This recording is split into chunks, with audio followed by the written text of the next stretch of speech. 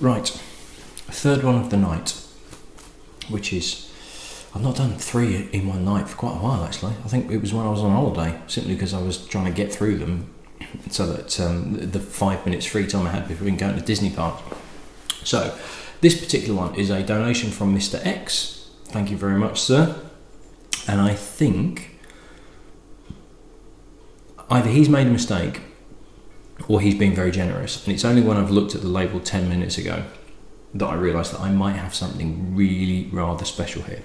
So Tullibardine, which is here in Scotland, essentially between Perth and Stirling, so it's in Perthshire, and it was founded, it's quite a young distillery actually, it was founded in 1949 by 2 gentlemen, a guy called C.I. Barrett and somebody else called William Delmay Evans, who we have come across before because he was the architect who designed Isle of Jura.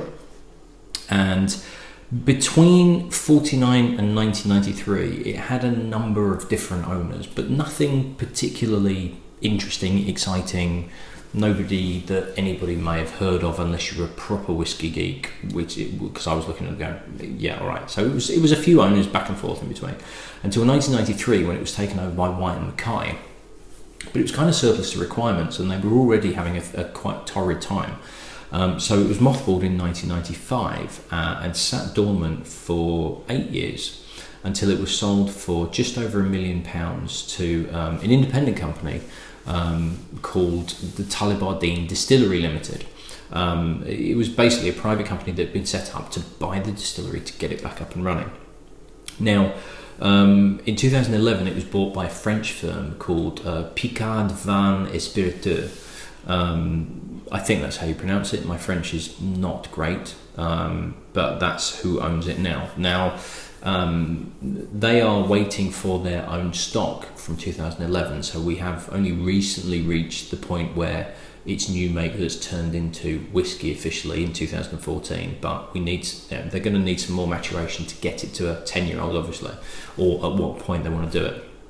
So it's still relatively early days for this new company, but what they have been doing is releasing older bottlings.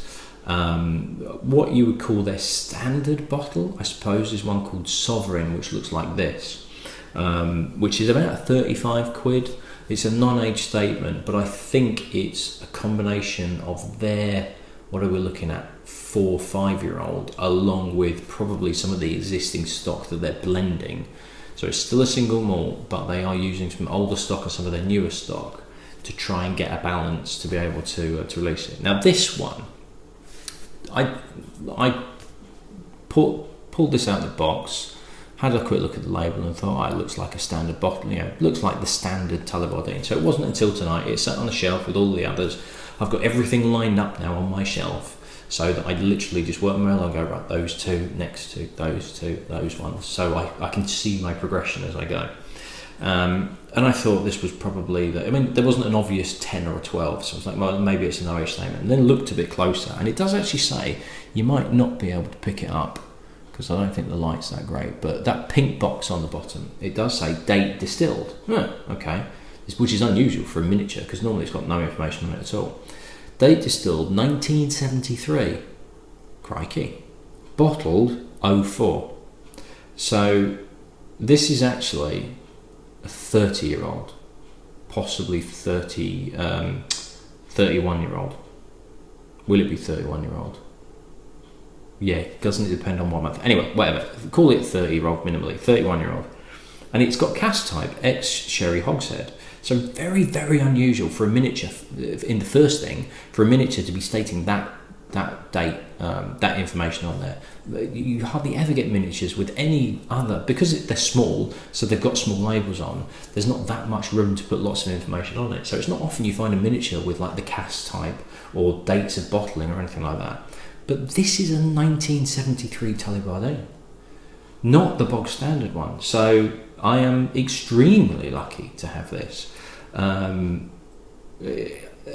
to find the 1973 bottlings, there is a 1973 that's on for sale was for sale at the Whisky Exchange that looks like this, and they're out of stock of it, but I think it's about 150, 200 quid a bottle, or it was anyway.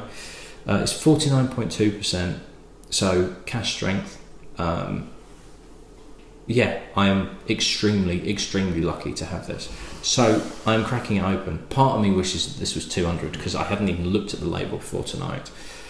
I'm intrigued and I'm very fortunate, and I can't open the damn thing. There we go.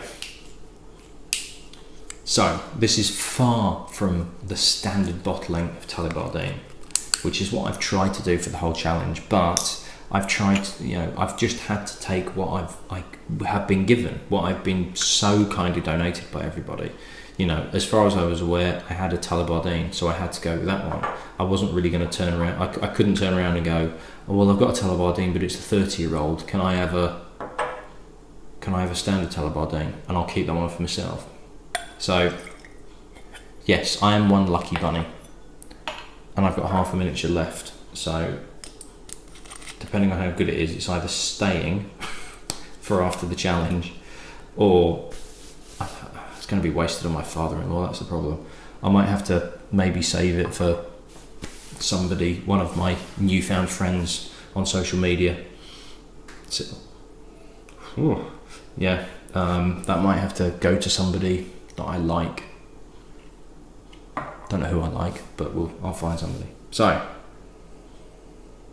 49.2%, so I've got some water ready.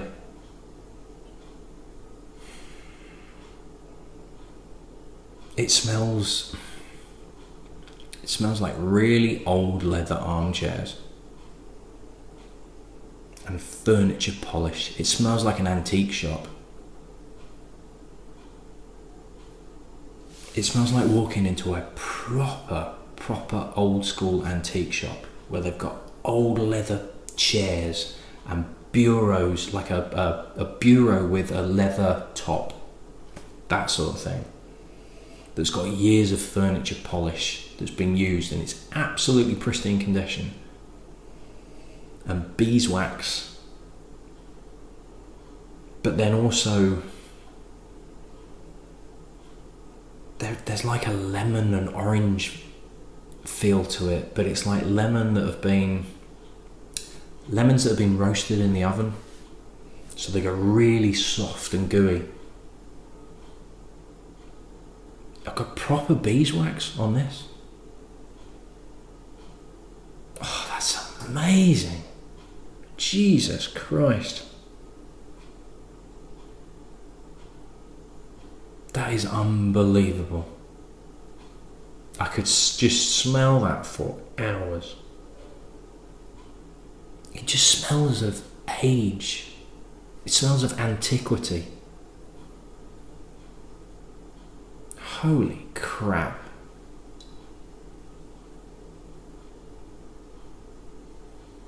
That's unbelievable. I haven't even tried it yet.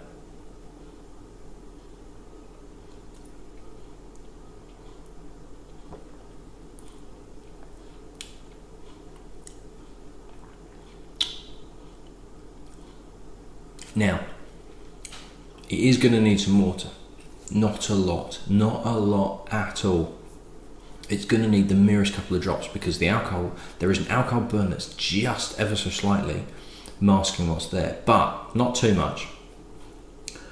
And that feel of age and that feel of old furniture and history, weirdly, like it's evocative of mansions and stately homes and walking around museums where they've got the original old antique furniture, and just that evocation of age and history. It's so honeyed. There's like honey and malt, and there's beeswax there again. Holy shit, this is amazing.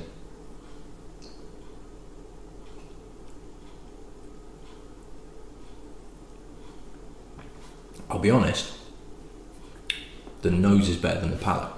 The palate is amazing. The palate is absolutely glorious, but the nose is unreal. My God, that's amazing. You don't. I tell you what you want actually is you want this in a glass with a wick. You know, like you get these not oil burners, the sticks that you put in. What's the bloody word for them? You put sticks. They've got oil in it. You put sticks in, and it basically sips into the wood and then goes into the air. What are they called? Put it in the comments because it's going to bug me. You want that with sticks in. Get the smell of that into the room. I could smell that for bloody hours. I've been 10 minutes already. This could be the longest video I've done because I could just sit here and do this.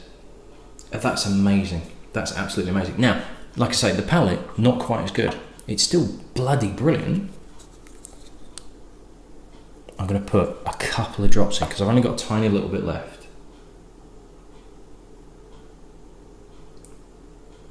Go for four tiny drops. There's just this slight little edge of a burn. It's not going to take much, it really isn't. It's still amazing on the nose.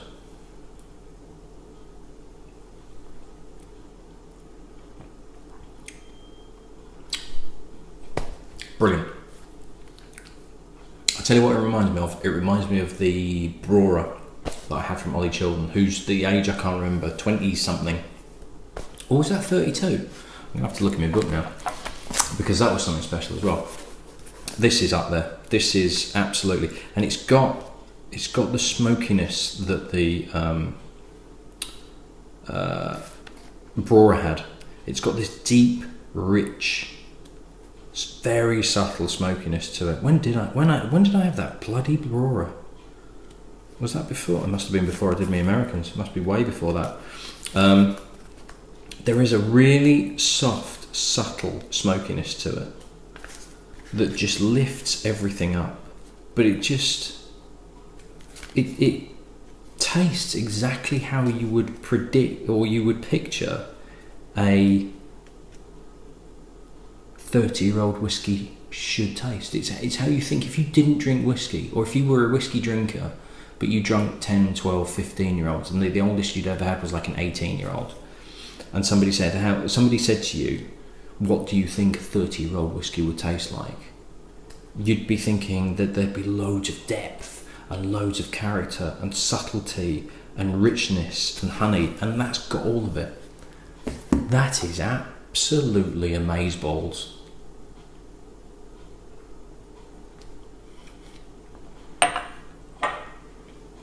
That ain't going anywhere. That's staying at home, and that's been opened at the end of the challenge. That is incredible. Oh, wow. Mr. X, mate, what were you doing sending me that? You madman. That's incredible stuff. That's amazing. What a way to finish off the Highland whiskies. That just, you know, to be the last of the Highland Scotch Single Malts of the challenge. That is a high point. That is absolutely incredible. I'd love to know what the bog standard Tullibardine is like, and I probably will try and find it at some point. But the rest of that miniature is staying with me. None of you bastards are having this. This is mine. That is amazing stuff. Right. What a way to finish the night as well. It's time for me to go to bed. I'm up early in the morning for a car boot sale. So I shall see you at the start of the Canadian run. This could be interesting. Could be bad. Canadian gets a bad rap. I'm very, very intrigued to see what it's like. But I've got the classic Canadian to start with, and then we'll move on from there. So I shall see you in Canada. Cheers.